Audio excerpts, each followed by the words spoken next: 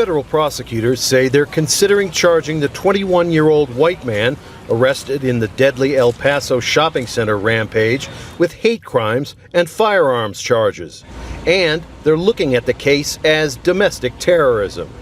We are also treating this as a domestic terrorist case. There's a statutory definition of domestic terrorism at 18 U.S.C. 2331. This meets it. It appears to be designed to intimidate a civilian population, to say the least.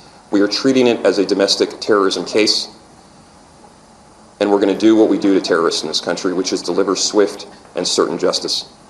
The suspect apparently posted a racist rant online shortly before the shootings. Texas prosecutors will also charge Crusius. The state charge is capital murder, and so he is eligible for the death penalty.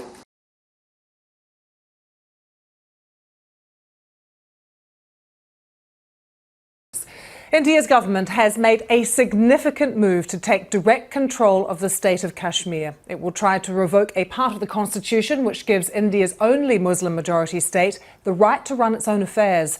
Opposition parties have called this one of the darkest days for Indian democracy, as the government proposed to revoke the special status enjoyed by Jammu and Kashmir. Chaotic scenes in Parliament, as you can see. Home Minister Amit Shah making the announcement. Massive protests happening there. Article 370, which gives Jammu and Kashmir more autonomy than any other Indian state, is sensitive because it is the basis on which Kashmir joined India.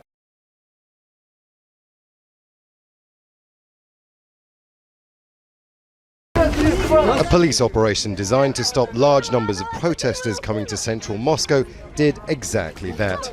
Still, some did manage to get through, but detentions were swift. So all throughout Saturday, they've been arresting people like this.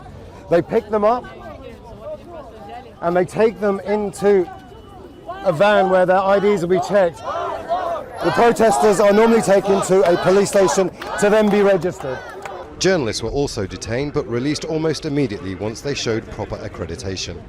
Protesters are worried that upcoming Moscow City Council elections are being rigged in favour of the governing party, United Russia. Most of the opposition candidates have been arrested, but one, who was at the protest, said the numbers were low because the authorities were cracking down.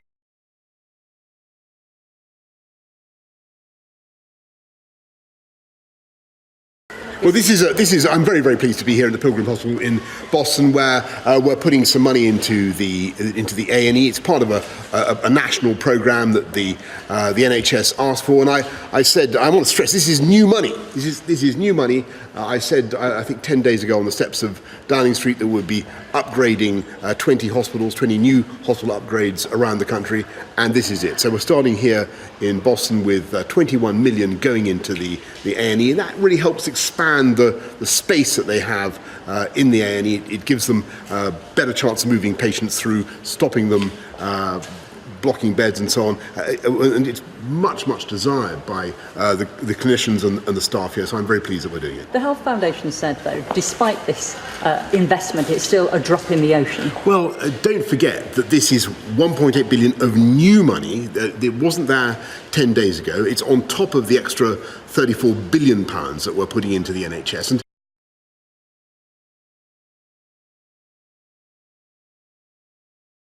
A woman's body has been discovered buried under a bed in Vlakfontein, that's south of Johannesburg. At this time, it's suspected that her boyfriend committed the murder. You'll also remember that Vlakfontein is the same area where 7 family members were found murdered and buried in a house last year. Well, Jeremy, I can tell you that the community of Vlakfontein has once again been hit with another murder, this time in Extension 1. Like you said in your intro, last year in October, the bodies of 7 people were found in Extension 3. 2 people were subsequently arrested, but the charges were dropped on the one after the other died in custody. But in fact, yesterday, police received a phone call from a community member after she had received, in fact, a confession from a 28-year-old man who lives here in Extension 1, saying that he had murdered his girlfriend.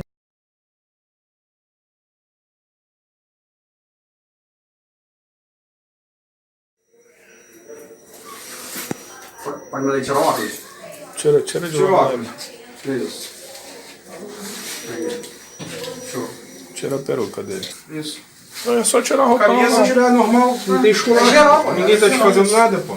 Sem esculacho. Não. Devagar. Calma aí. Isso. Bota de volta o... Não, tem que tirar. Tá bom, tira a máscara.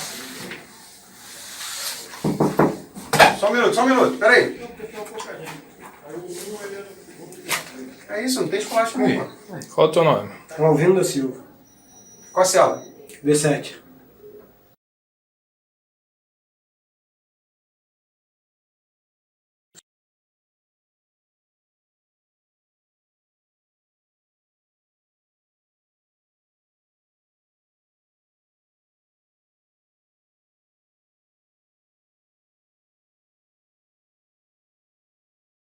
Australia is edging closer to joining a US-led coalition to protect shipping in the Persian Gulf as the dispute with Iran worsens. It comes as the Morrison government also acts to bolster our tiny oil stocks by negotiating to buy into America's vast fuel reserve. Iran has seized another oil tanker in the Persian Gulf, the third ship intercepted in the crucial waterway in recent weeks as tensions between Washington and Tehran soar. Unprovoked attacks on international shipping. America's top statesman has been in Australia urging the Morrison government to join a US-led force to protect shipping in the Gulf. We're asking every nation that has energy needs, that has goods and services passing through to contribute to our effort. Australia is cautiously edging towards offering support.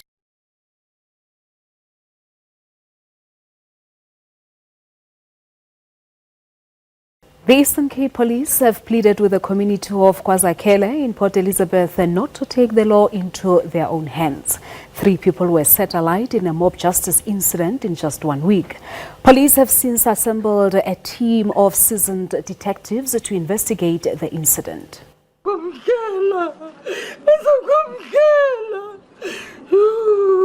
A painful and emotional time for Mateki Kwaju. She lost 2 of her children to mob justice in 2014. 5 years later, her son Senetemba has died in the same manner. The 21-year-old was set alight by community members. He was accused of stealing a cell phone to buy drugs. The family feels betrayed by the community of KwaZakele. Stern warning has come out from our office as well as our Provincial Commissioner, Lieutenant General Lisiwe Nchinga, that we cannot allow our community to continue in this fashion.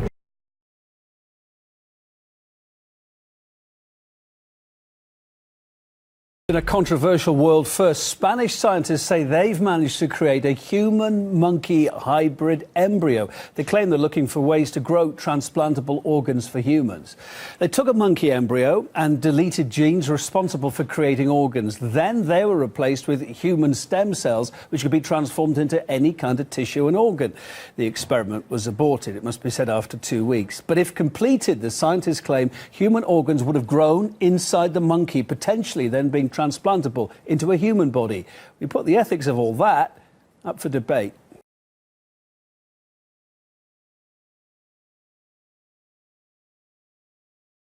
Breaking news from Syria now. The Syrian army saying it is to resume military operations against rebels in Idlib province in the northwest of the country. Zaina Hodder is our correspondent. She's in Suruc on the Turkey-Syria border. Zaina, it wasn't that long ago, 2 days ago, when there was a tentative ceasefire, if you like. What's brought this on?